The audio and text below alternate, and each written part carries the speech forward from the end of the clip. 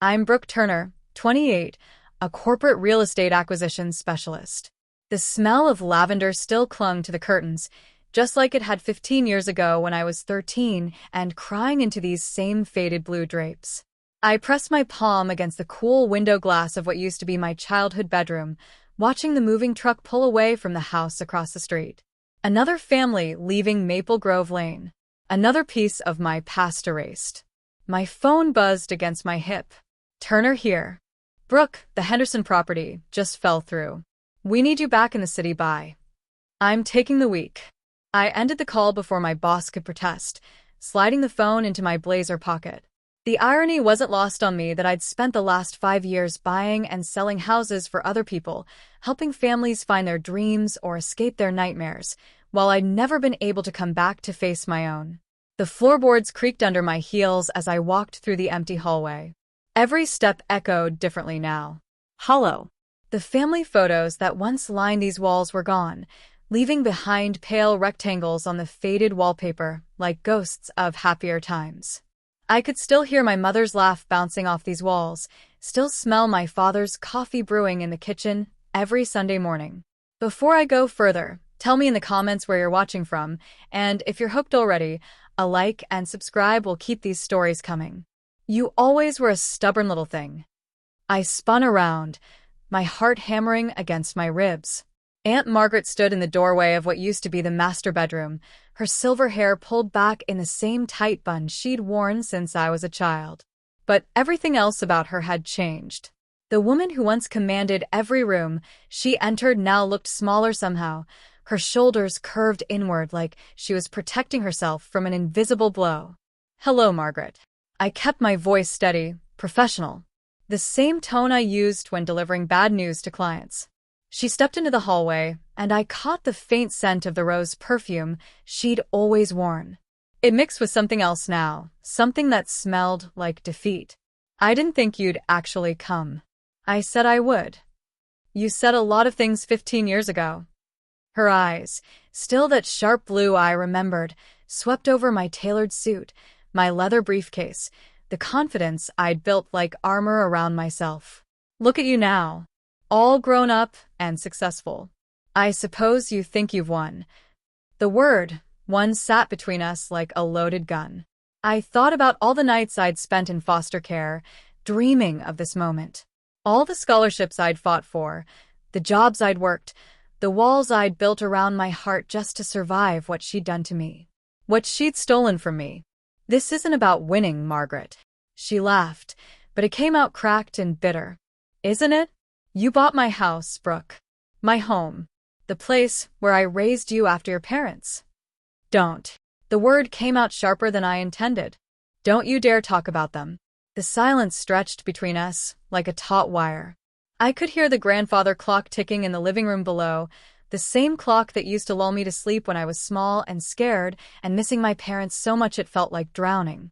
Margaret's hand trembled as she reached for the banister. For just a moment, she looked like the woman who used to make me hot chocolate when I had nightmares, who taught me how to braid my hair, who held me when I cried for my mother. But then I remembered the other Margaret, the one who'd looked me in the eye at 18 and told me I was ungrateful, the one who'd kept what was rightfully mine and thrown me out with nothing but the clothes on my back. The movers will be here tomorrow morning, I said, my voice steady again. You have until then. She nodded slowly, her fingers gripping the banister so tight her knuckles went white. And then what? You're going to live here? In this house full of ghosts? I didn't answer. Couldn't answer. Because the truth was, I didn't know what came next. I'd spent so many years focused on getting here, on this moment, that I'd never thought about what would happen after. Margaret turned to go back into the bedroom, then paused. There's something you should know, Brooke. Something about the night your parents died. Something I never told you. My blood turned to ice in my veins. What are you talking about? But she was already walking away, her footsteps soft on the carpet. Tomorrow, when I'm gone, check the attic. Behind the Christmas decorations, there's a box with your name on it. The front door slammed downstairs, and I realized someone else had just entered the house. The footsteps on the stairs were too heavy to be Margaret's. I pressed myself against the hallway wall, my heart pounding so hard I was sure whoever was climbing toward me could hear it. The lavender scent seemed to intensify, mixing with something else now, cigarette smoke and cheap cologne that made my stomach turn. "Maggie? You up there?" The voice was gravelly, unfamiliar, with an accent I couldn't place. "We need to talk." I heard Margaret's bedroom door creak open.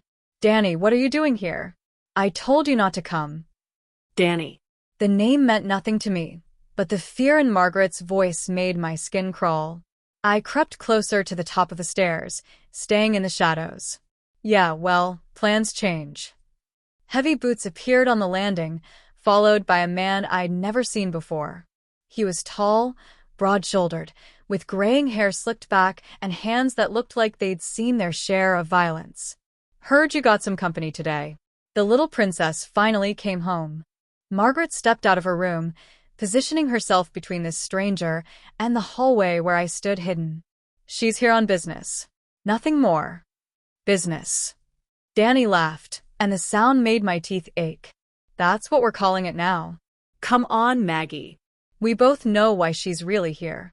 I held my breath, straining to hear every word. The floorboards beneath my feet groaned softly, and Danny's head snapped in my direction. Our eyes met across the dim hallway, and his smile was all teeth and malice. "Well, well. Brooke Turner, I presume." He took a step toward me, and I caught the full force of his cologne mixed with something that smelled like motor oil and sweat. "You're prettier than your pictures." "What pictures?" The words slipped out before I could stop them. Margaret moved between us again, her small frame dwarfed by Danny's bulk. "Danny, please. Just go. We can discuss this later." "Discuss what?" I stepped out of the shadows, my professional mask sliding back into place. "Who is this man, Margaret?" Danny's laugh filled the hallway like smoke. "She didn't tell you about me? That's rich. After everything we've been through together." He looked at Margaret with something that might have been affection if it weren't so twisted. "Tell her, Maggie. Tell her about our little arrangement." The color drained from Margaret's face. "It's not what you think, Brooke." "I don't know what to think because no one is telling me anything." My voice echoed off the walls, stronger than I felt. "First you mentioned some box in the attic about my parents. Now this stranger is talking about arrangements and pictures. What the hell is going on?" Danny pulled out his phone, swiped a few times, then held it up so I could see the screen. It was a photo of me from last week, walking out of my office building in downtown Chicago. I was laughing at something my colleague had said, completely unaware I was being watched. The blood in my veins turned to ice water. "You've been following me?" Following is such an ugly word. Danny pocketed the phone. "Let's call it keeping tabs. Making sure our investment was paying off." Investment. I looked between him and Margaret, pieces of a puzzle I didn't understand starting to form a picture I didn't want to see. "What investment?" Margaret's hands were shaking now, and she looked older than her 68 years. "Brooke, I can explain. 15 years, Maggie." Danny's voice cut through hers like a blade. 15 years I've been patient. 15 years I've waited for this little reunion. And now here she is, all successful and rich, just like we planned. The hallway seemed to tilt around me. "Planned? Your inheritance, sweetheart." Danny's smile was predatory. "The money your dear aunt here has been managing all these years. The money that's been growing and growing, just waiting for you to come home." I stared at Margaret, and she couldn't meet my eyes. "You told me there was no money left. You said my parents died in debt." "They did," Margaret whispered. "But there was the life insurance. And the house sold for more than expected. And over the years with investments." "How much?" My voice sounded strange, distant. Danny answered for her. 2.7 million. Give or take. The number hit me like a physical blow. $2.7 million. Money that could have paid for college, for graduate school, for the apartment I'd shared with 3 roommates while working 2 jobs just to survive. Money that could have changed everything. "You've been stealing from me for 15 years. The words came out flat, emotionless. I felt like I was watching this conversation happen to someone else. "It wasn't stealing," Margaret said quickly. I was protecting it. Protecting you. You were so young, so angry. If you'd had access to that kind of money, I would have been fine. The rage was building now, hot and clean and righteous. I would have been more than fine. I would have had choices. Danny clapped his hands together, the sound sharp in the tense air. And now we come to the fun part. See, your aunt here owes me money. A lot of money. Money she borrowed against your inheritance to pay for some bad investments, some gambling debts, some other little habits she picked up over the years. I looked at Margaret, really looked at her, and saw the truth written in the lines around her eyes, the tremor in her hands, the way she couldn't quite stand straight. How much do you owe him? Most of it, she whispered. All of it, Danny corrected. Plus interest. Plus penalties for late payment. Your aunt's been living off your money for years, princess. And now it's time to pay the piper. The grandfather clock chimed downstairs, marking another hour of my life that had just been turned upside down. I thought about the cashier's check in my briefcase, the money I'd saved to buy this house. Money I'd earned through years of careful planning and sacrifice, never knowing that millions of dollars that should have been mine was sitting in accounts I'd never heard of. So what happens now? I asked. Danny's smile widened. Now? Now we all sit down like civilized people and figure out how you're going to help your dear aunt pay her debts. And if I refuse? The temperature in the hallway seemed to drop 10 degrees. Danny's hand moved to his jacket, and I caught a glimpse of something metallic tucked against his ribs. Let's hope it doesn't come to that, he said softly. Margaret was crying now, silent tears streaming down her cheeks. Brooke, I'm so sorry. I never meant for it to go this far. I thought I could fix it, thought I could pay him back before you ever found out. But I did find out. I looked between them, my mind racing. Because you called me. You're the one who told me the house was for sale. You're the one who made sure I knew about it. Margaret nodded miserably. Danny said if I could get you here, if I could convince you to help, he'd let you live, I finished. The silence that followed was answer enough. Danny checked his watch, an expensive-looking thing that probably cost more than most people made in a month. Well, this has been fun, but I've got other appointments tonight. Maggie, you've got until tomorrow morning to convince your niece to be reasonable. After that. He shrugged, the gesture somehow more threatening than any words could have been. He started down the stairs, then paused and looked back at me. Oh, and Brooke? That box in the attic your aunt mentioned? I'd be very careful about what you do with whatever's inside. Some secrets are better left buried. The front door slammed, and the house fell silent except for Margaret's quiet sobbing and the relentless ticking of the grandfather clock.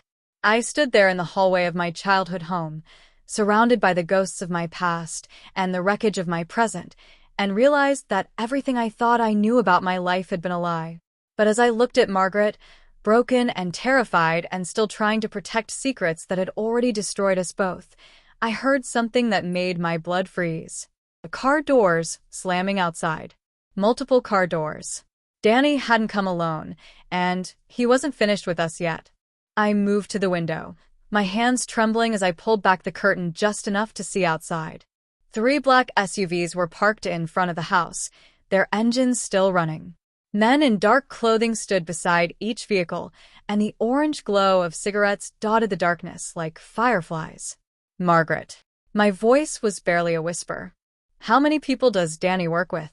She wiped her eyes with the back of her hand, smearing mascara across her cheek. I don't know. I never asked. I was too scared to ask. The smart thing would have been to call the police. The smart thing would have been to run. But 15 years of buried rage, and the revelation that my entire adult life had been built on lies had burned away my capacity for smart decisions. The box, I said, turning away from the window. Show me the box in the attic. Now. Brooke, we don't have time. We have exactly as much time as it takes them to decide what they're going to do next. I grabbed her arm, not gently, and I'm not facing whatever's coming without knowing the truth about my parents. Margaret led me to the narrow attic stairs, her movements jerky with fear.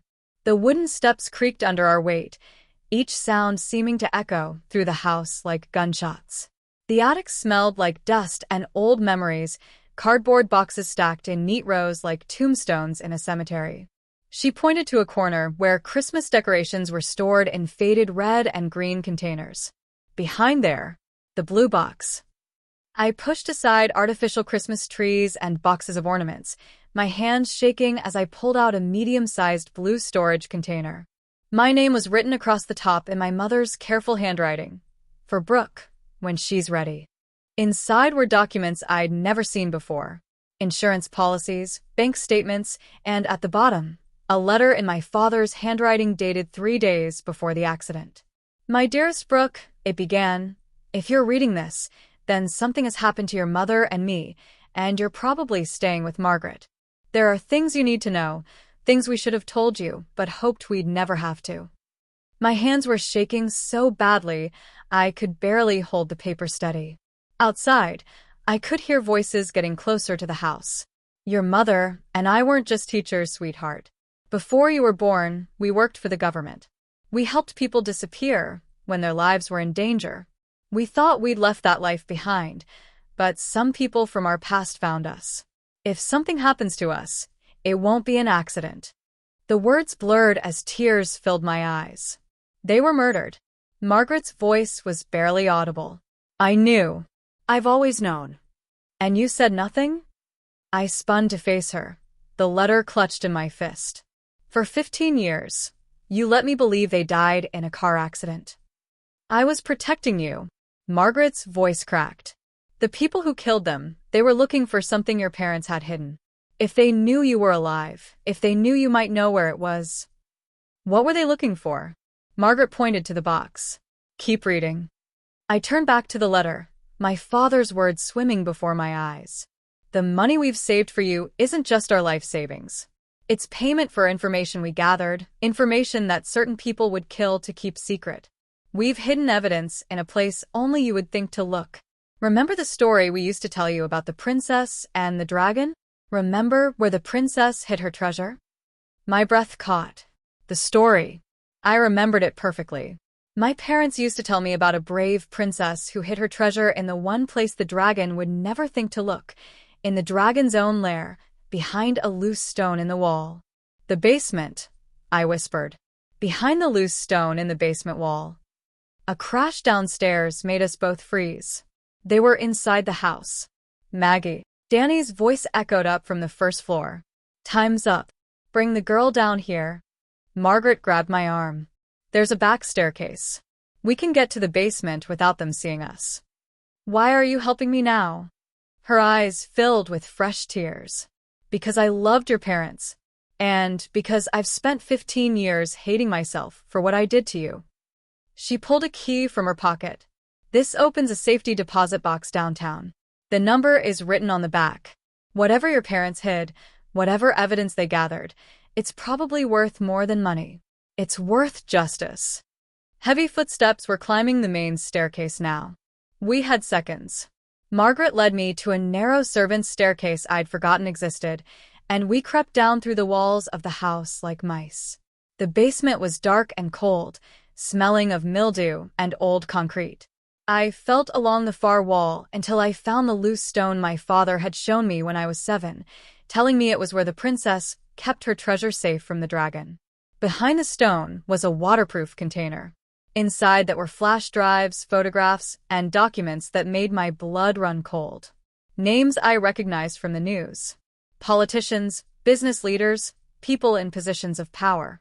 And evidence of things they'd done, people they'd hurt, money they'd stolen. Jesus, I breathed. This could bring down half the government. Which is why they killed your parents, Margaret said. And why they'll kill us if they find it. Footsteps thundered overhead. They were searching the house room by room. There's a tunnel, Margaret whispered. Your father built it during the Cold War. It leads to the storm drain 3 blocks away. She showed me a hidden panel behind the water heater. The tunnel was narrow and dark, barely wide enough for one person. I clutched the container to my chest and looked back at Margaret. Come with me. She shook her head. I'm 68 years old, Brooke. I can't crawl through a tunnel. And someone needs to buy you time. Margaret. I stole 15 years of your life. Let me give you back your future. She pressed the safety deposit box key into my hand.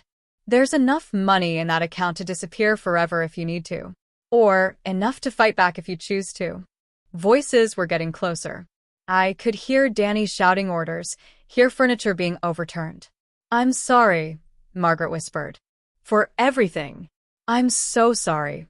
I wanted to hate her. I'd spent 15 years hating her. But looking at her now, broken and terrified and finally trying to do the right thing, I felt something else entirely. I forgive you, I said and meant it. She smiled through her tears. Your parents would be so proud of who you became. I crawled into the tunnel just as the basement door burst open above us. The last thing I heard was Margaret's voice, steady and strong for the first time all day. She's not here, Danny. She left hours ago. The tunnel seemed to go on forever, my knees scraping against rough concrete, the container clutched against my chest like a lifeline. When I finally emerged 3 blocks away, gasping and covered in dirt, I could see smoke rising from the direction of Maple Grove Lane. I pulled out my phone and dialed 911, reporting the fire and asking for police and ambulances to be sent to my aunt's address. Then I sat on the curb in the darkness, holding the evidence that had cost my parents their lives and might have cost Margaret hers, and made a decision. I wasn't going to run. I wasn't going to hide. I was going to use what my parents had died protecting, and I was going to make sure their sacrifice meant something. But first, I was going to make Danny and everyone he worked for pay for what they'd taken from me. The sirens were getting closer now, their wails cutting through the night air like cries for justice. I stood up, brushed the dirt from my clothes, and started walking toward my car. I had work to do. 3 months later, I stood in the courthouse steps as the last of Danny's associates was led away in handcuffs. The evidence my parents had gathered had brought down a corruption ring that reached into the highest levels of government. The money Margaret had stolen from me had been recovered, along with interest and damages that brought the total to over $4 million. Margaret had survived the fire, though she'd spent 2 weeks in the hospital with smoke inhalation. She was in prison now, serving a reduced sentence in exchange for her testimony against Danny's organization. I visited her every month, and we were slowly rebuilding something that might eventually become forgiveness. The house on Maple Grove Lane had burned to the ground that night, taking with it the last physical remnants of my childhood. But I'd learned something important in those ashes. Home isn't a place. It's not a building or a street or even a memory. Home is the truth. And sometimes, the truth is worth burning everything down to find. I bought a new house with the recovered money, a place with no ghosts and no secrets. But I kept one thing from the old house, the grandfather clock that had somehow survived the fire. It sits in my living room now, marking time with the same steady rhythm it always had. Tick, tick, tick. The sound of justice. The sound of truth. The sound of a future built on solid ground instead of lies. And sometimes, late at night when the house is quiet, I swear I can hear my parents' voices in that steady rhythm, telling me they're proud of who I became, proud of the choice I made to fight instead of run. The dragon is dead. The princess kept her treasure. And sometimes, that's exactly how the story is supposed to end.